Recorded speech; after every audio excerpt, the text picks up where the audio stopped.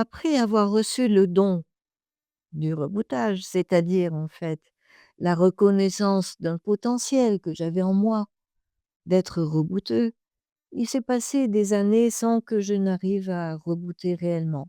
Je le faisais parce qu'on me demandait, mais je voyais bien que, il y avait l'effet placebo, ça, il y est toujours, mais en dehors de ça, je n'avais pas de résultat vraiment probant.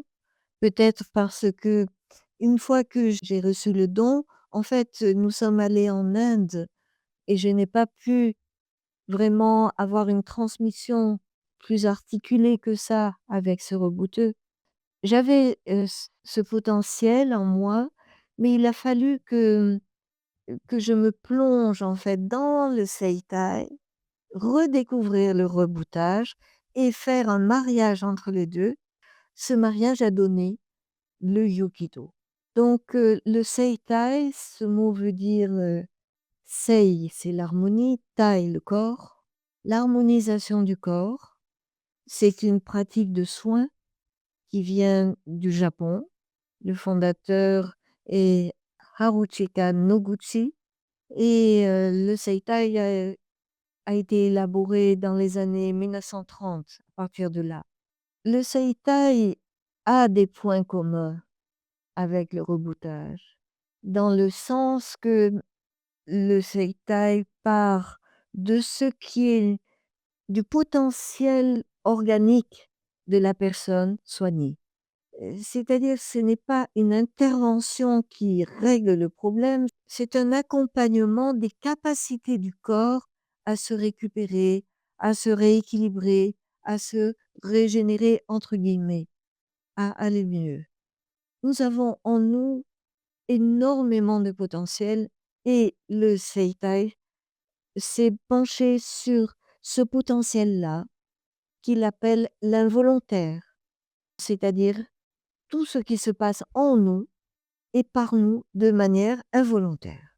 C'est la grande force du Seitai, d'avoir mis le doigt sur l'involontaire, sur non seulement ce que l'involontaire arrive à faire directement, c'est-à-dire sans l'involontaire, nous ne serions pas là pour en parler puisqu'on ne pourrait pas vivre, le cœur ne pourrait pas battre, etc. Les réflexes ne se feraient pas, les automatismes, il faudrait sans cesse réapprendre les choses. Donc l'involontaire, c'est Noguchi disait, c'est 99,9% de notre activité. L'involontaire est quelque chose qui nous rétablit, qui nous qui nous permet de persévérer en notre être, dirait, Spinoza, le philosophe des philosophes et le philosophe des scientifiques. Donc le Seitai a mis le doigt sur l'importance de l'involontaire, comment le percevoir à l'œuvre et comment, avec les mains seulement, faciliter, aller dans le sens insufflé par le corps pour se rétablir par lui-même.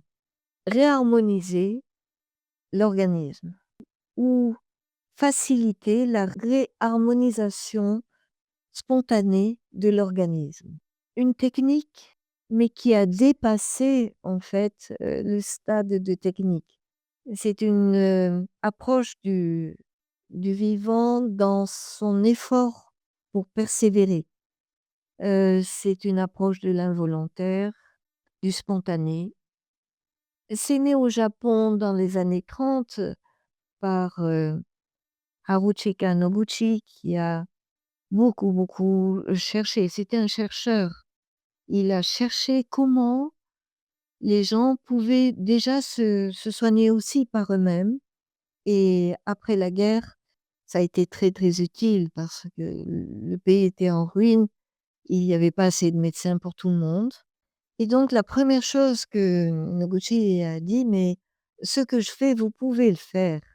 Vous mettez vos mains, vous approchez vos mains, vous observez et puis la technique vous viendra d'elle-même». Alors, beaucoup de gens ne l'ont pas cru, mais il y en a quelques-uns qui l'ont cru et qui l'ont fait. Et 20 ans après, ils sont revenus le voir pour le remercier et dire: «Mais ce que vous nous avez dit, on l'a fait et effectivement, quelque chose se passe dans les mains qui fait que, heu, les mains savent comment aller avec l'involontaire du corps». Donc Noguchi lui-même a développé une technique extrêmement sophistiquée que je n'ai pas apprise. Ce que j'ai appris, c'est l'involontaire, c'est-à-dire la pratique du Katsugen Undo, qui est traduit en français par mouvement régénérateur. Et j'ai appris euh, cette pratique avec Itsuo Tsuda, qui a vécu en France à partir des années 1970 et je l'ai rencontré en 1971 et Itsuo Tsuda avait appris 20 ans avec Noguchi. Il avait appris la technique, mais c'est pas ce qu'il nous a transmis. Il nous a transmis, on pourrait dire, la non-technique que moi j'appellerais ensuite, l'infratechnique. C'est-à-dire il nous a transmis ce qui n'est pas reproductible. Une technique, l'avantage, le grand avantage d'une technique, c'est que on peut l'enseigner, puisqu'on peut la reproduire et on peut l'améliorer. Mais la non-technique, qui n'est pas faire n'importe quoi, la non-technique, il n'y a que la personne qui peut la découvrir en elle-même, pourvu qu'elle ait un regard critique sur ce qu'elle fait. Les séances de mouvement régénérateur, ça paraît tout simple. On vous dit, voilà, vous faites quelques exercices de préparation et puis ensuite, vous laissez faire. Il ne faut rien attendre, heu, être sans connaissance, sans technique et sans but. C'est ça l'esprit de cette pratique. Je m'assieds, j'ai fait quelques exercices de sensibilisation du système moteur extra-pyramidal, le long de la colonne, hein, ça démarre au centre de la tête, ça va tout au long de la colonne. Donc le système moteur involontaire, je le sensibilise par certains exercices. Ces exercices ne sont pas obligatoires. Quand je fais le mouvement régénérateur, je m'assieds et je laisse faire. Je laisse faire quoi? Je laisse faire des mouvements que l'on appelle semi-involontaires.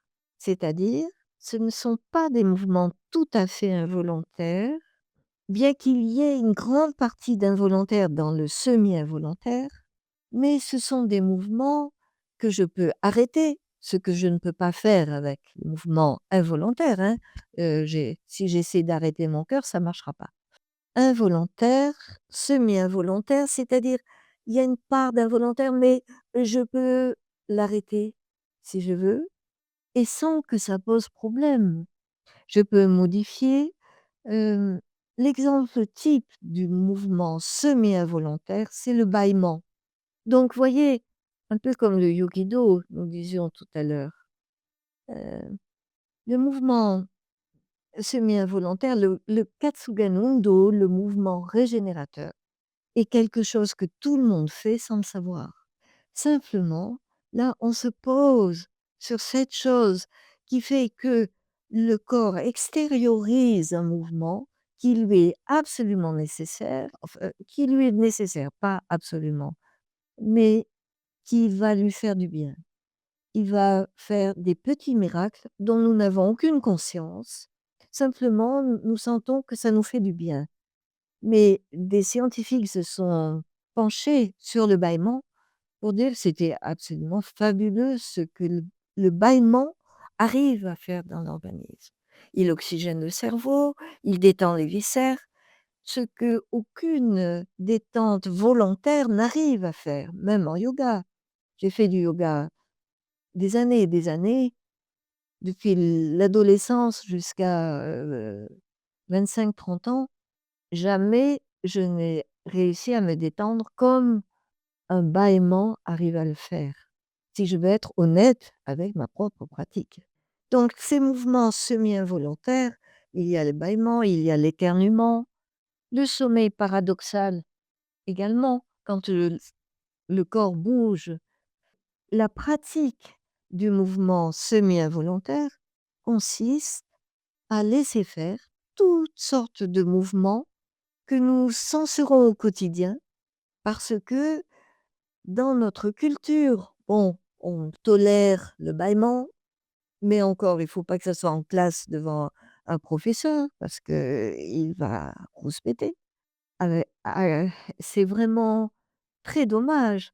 Je serais professeur, je j'encouragerais mes élèves à bâiller autant qu'ils peuvent et autant qu'ils veulent.